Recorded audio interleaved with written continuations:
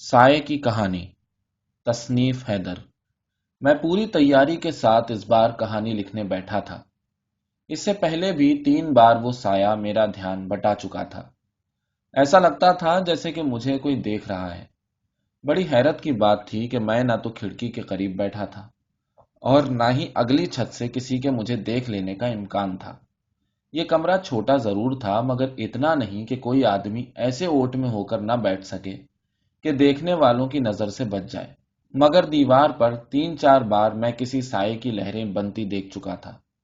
حالانکہ یہ لہریں بہت صاف نہیں تھیں، یہ کوئی پرندہ بھی ہو سکتا تھا، مگر میرا دل مان نہیں رہا تھا۔ پہلے تو میں کاہلی کرتا رہا، لیکن پھر میں نے سوچا کہ اٹھ کر دیکھوں۔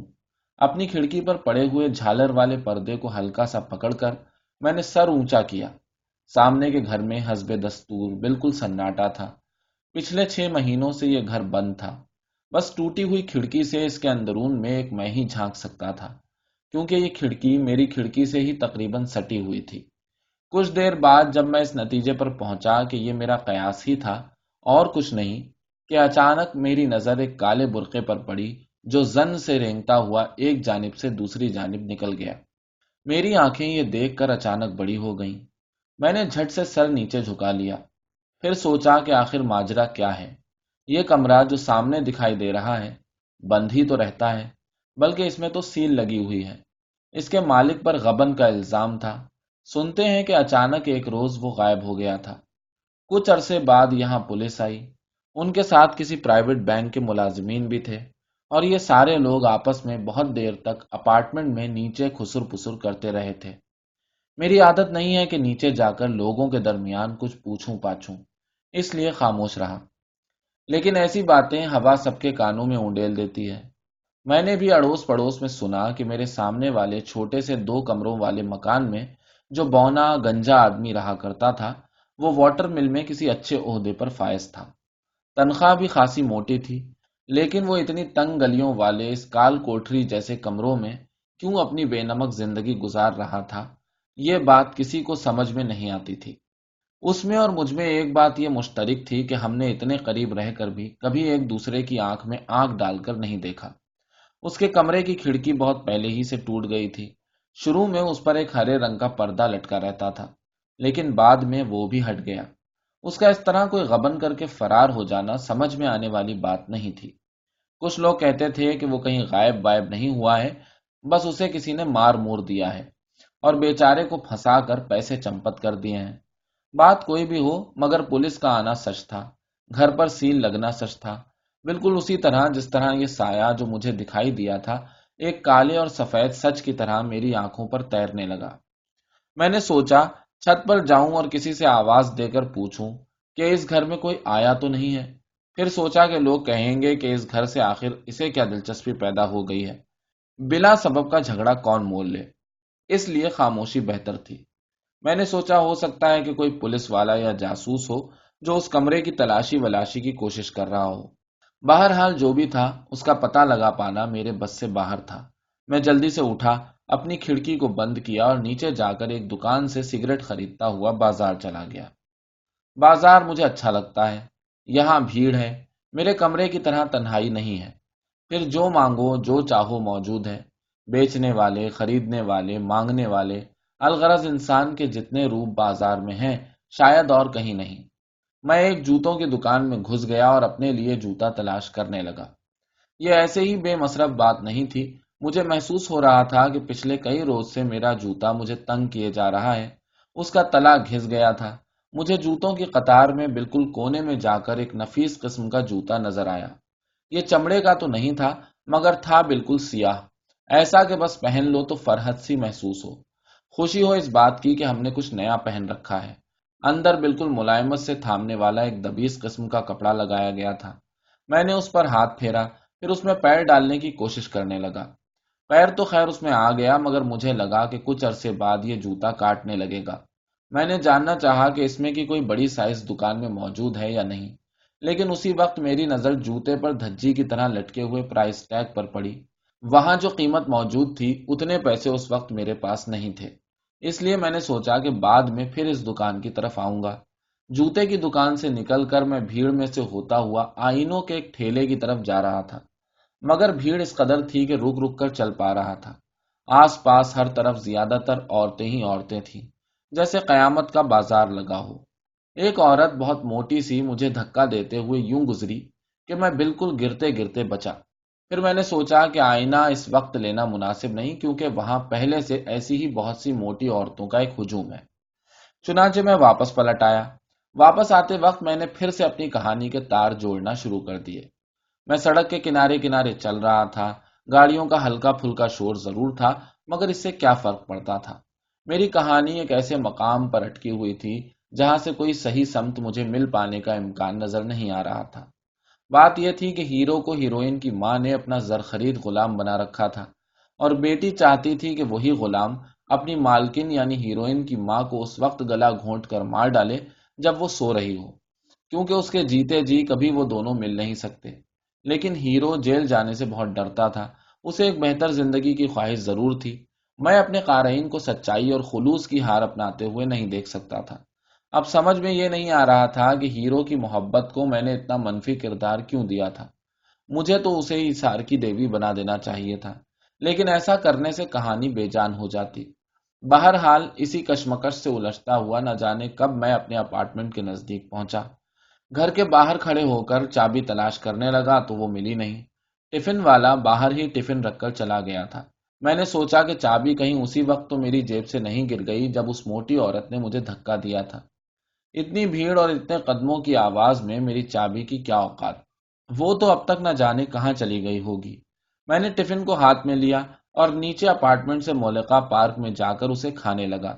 جب کبھی میرا دل اس ڈربے سے گھبراتا تھا میں یہیں آ کر کھانا کھاتا یا سگریٹ پیا کرتا تھا۔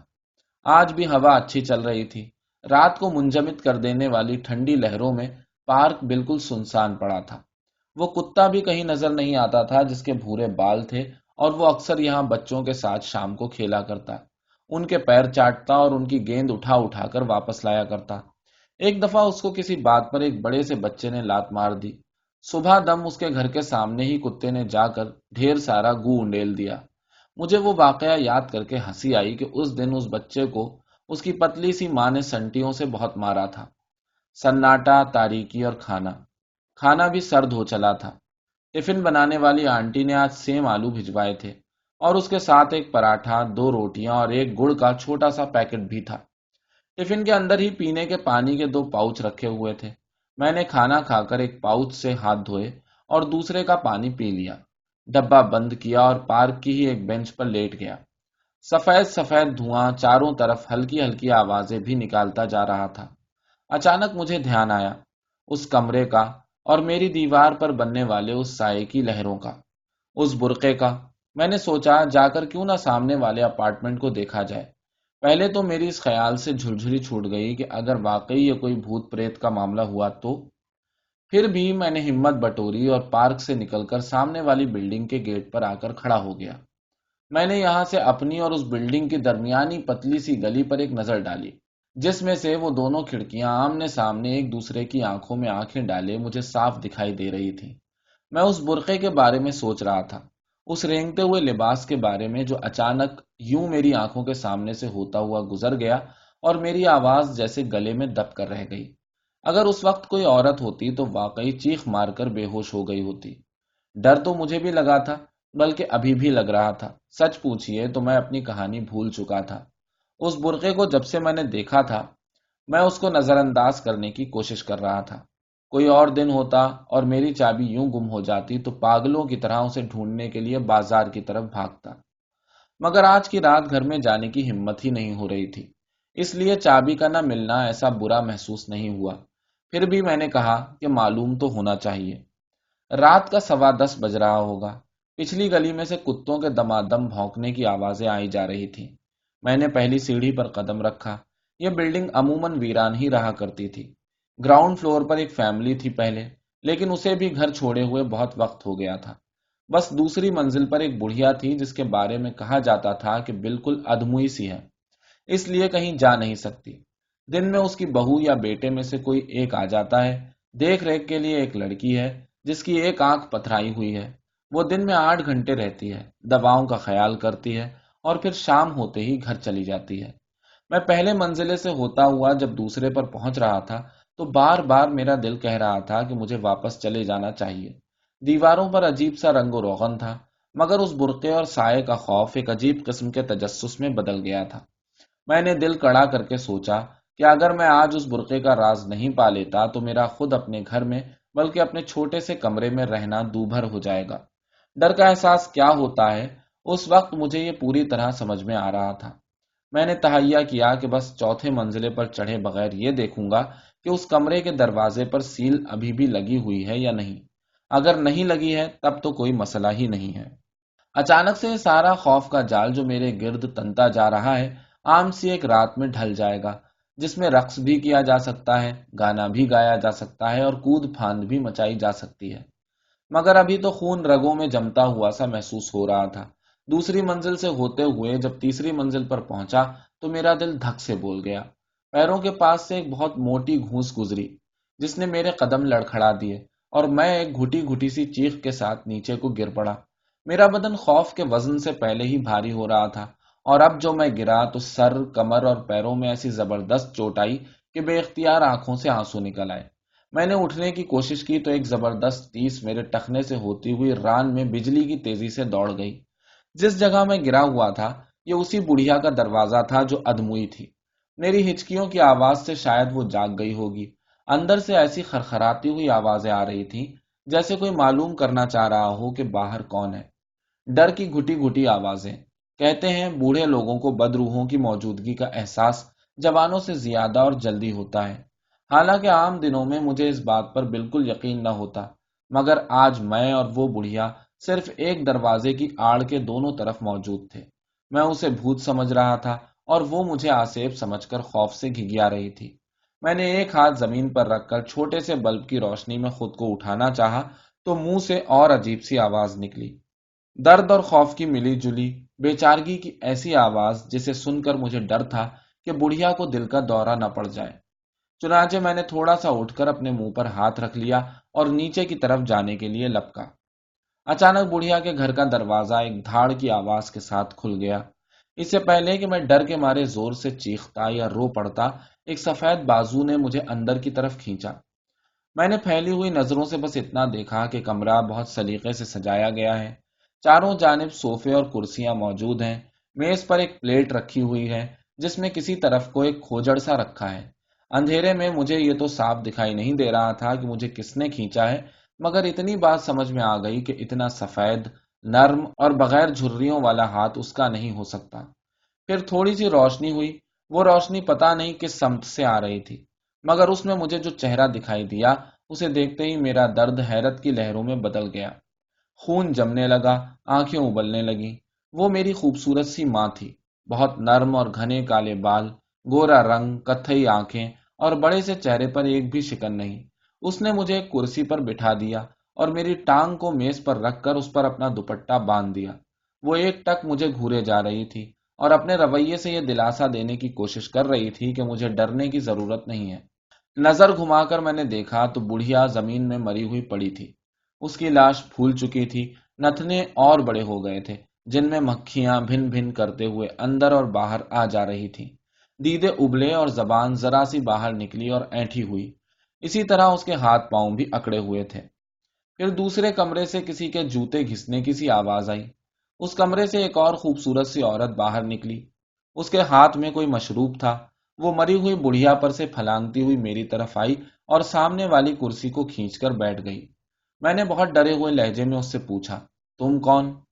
میں یہ ہوں، عورت نے لاش کو ایک ٹھوکر مار کر کہا۔ اس نے ایک ریشمی کرتا پہن رکھا تھا جس میں سے اس کے بدن کا ایک ایک خوبصورت انگ یوں نمایاں ہو رہا تھا جیسے کہ بلڈنگوں میں بنی محرابی جالیوں سے سورج کی کرنیں پھوٹتی ہوئی باہر نکلتی ہیں۔ میں نے اس کی آنکھوں میں دیکھا۔ اس نے کہا، یقین مانو اس بوڑھی عورت کو مرنے میں 17 سال لگ گئے۔ اتنے لمبے عرصے کی موت سنی ہے کبھی؟ میں نے سنا تھا جن لوگوں کو پانی میں ڈبو کر، سولی پر لٹکا کر یا پھر آگ میں جلا کر مارا جاتا ہے وہ بھی زیادہ سے زیادہ 15-20 منٹوں میں مر جاتے ہیں۔